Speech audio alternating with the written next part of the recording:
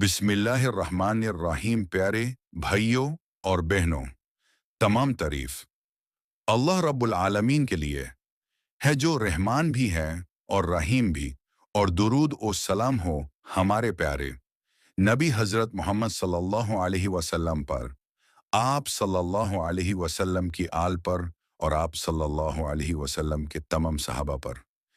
प्यारे इस्लामी भाइयों और बहनों, अल्लाह ताला का हम पर बहुत बड़ा एहसान है कि उसने हुमैन ज़िंदगी दी, ईमान दिया और फिर हुमैन रमदान जैसा अजीम और बरकत वाला महीना नसीब फरमाया। रमदान कोई आम महीना नहीं है, ये रहमतों की बारिश का महीना है, ये मगफिरत का महीना है और ये जहन्नुम से नजत का महीना है। रमदान वो महीना है जिसमें अल्लाह ने अपनी आखिरी किताब कुरान मजीद को नाजिल फरमाया। अल्लाह ताला कुरान में इरशद फरमाता है कि रमदान का महीना वो है जिसमें कुरान उतारा गया, जो पूरी इंसानियत के लिए हिदायत है। इस महीने में जन्नत के दरवाजे खोल दिए जाते हैं, जहन्नुम के दरवाजे बैंड कर दिए जाते हैं और शयातीन कायद कर दिए जाते हैं।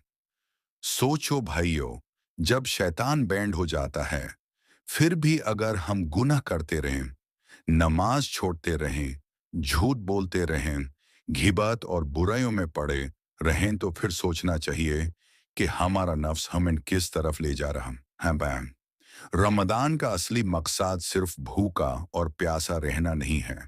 रोज़ा हमें तकवा सिखाता है, सब्र सिखाता है और अल्लाह का खौफ दिल में पैदा करता है। रोज़ा सिर्फ पेट का नहीं होता, बल्कि आंखों का भी रोज़ा होता है, कानों का भी रोज़ा होता है, जुबान का भी रोज़ा होता है और दिल का भी रोज़ा होता है। नबी करीम सल्लल्लाहु अलैहि वसल्लम ने फरमाया कि जो शख्स रोज़ा रख कर झूठ बोलना और बुरा अमाल करना नहीं छोड़ता, अल्लाह को उसके भूखे प्यासे रहने की कोई ज़रूरत नहीं। इसलिए भाइयों, रमदान में अपनी ज़िंदगी को बदलने का फैसला करो। झूठ छोड़ो, घिबत छोड़ो, नफरत छोड़ो और हर उस चीज़ को छोड़ दो जो अल्लाह को नाराज़ करती है। रमदान का सबसे गहरा रिश्ता कुरान के साथ है।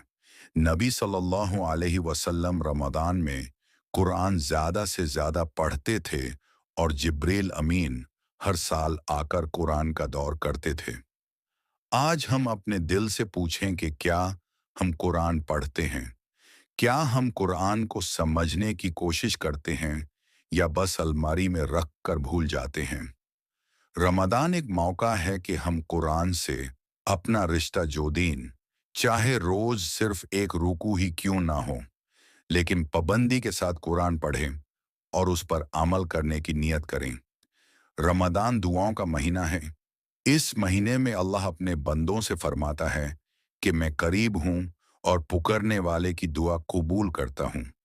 इफ्तार के वक्त दुआ रद्द नहीं होती, तहज्जुद की दुआ कबूल होती है और रोजेदार की दुआ अल्लाह के यहाँ मकबूल होती है।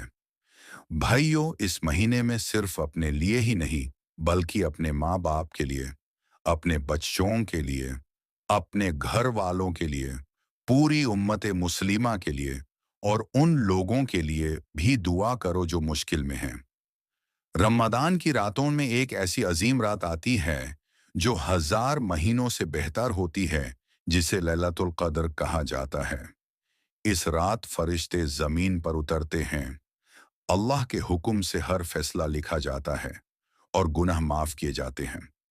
नबी सल्लल्लाहु अलैहि वसल्लम ने इस रात के लिए यह दुआ सिखाई, अल्लाहुम्मा इन्नका अफ़ूउन तुहिब्बुल अफ़्वा फ़ाफ़ू अन्नी। भाइयों, इस रात को सोने और बेकार बातों में ज़या मत करो। हो सकता है यह रात तुम्हारी जिंदगी बदल दे। रमदान हमें इंसानियत और अखलाक भी सिखाता है।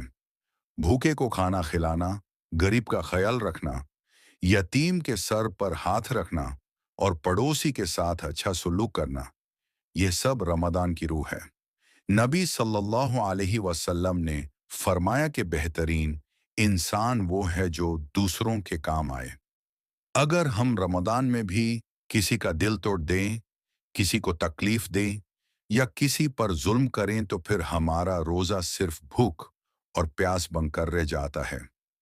رمضان کا آخری عشرہ جہنم سے نجات کا عشرہ ہوتا ہے۔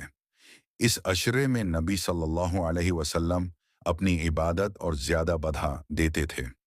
بھائیوں، اس عشرے میں اللہ سے رو رو کر معافی مانگو، اپنی زندگی کے گناہوں پر شرمندہ ہو جاؤ اور پکا ارادہ کرو کہ رمضان کے بعد بھی نماز نہیں چھوڑیں گے، قرآن سے رشتہ نہیں توڑیں گے اور گناہوں کی زندگی کو ہمیشہ کے لیے چھوڑ دیں گے۔ یاد رکھو، ہو سکتا ہے یہ ہماری زندگی کا آخری رمضان ہو۔ آئیے بھائیوں اور بہنوں، اللہ سے دعا کریں۔ یا اللہ، ہمیں رمضان کی قدر کرنے والا بنا، ہمیں اس مہینے کی رحمتوں سے مالا مال فرما، ہمیں بخش دے، ہمیں جہنم سے بچا لے اور ہمیں جنت الفردوس عطا فرما۔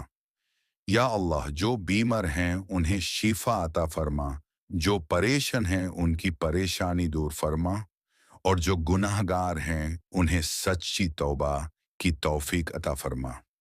آمین یا رب العالمین۔